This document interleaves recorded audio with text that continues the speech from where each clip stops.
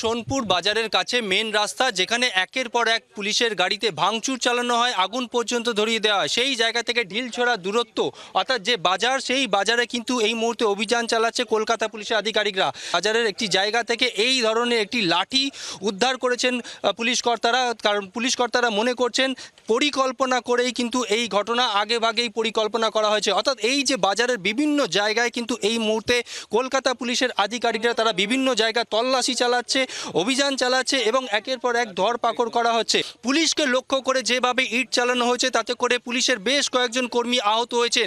তবে এই ঘটনার পেছনে কারা, সেই বিষয়ে তদন্ত শুরু করেছে কলকাতা পুলিশের উচ্চপদস্থ আধিকারিকরা। জি 24 ঘন্টার জন্য ক্যামেরায় অমিত দাসের সঙ্গে রণয়, ভাঙড়।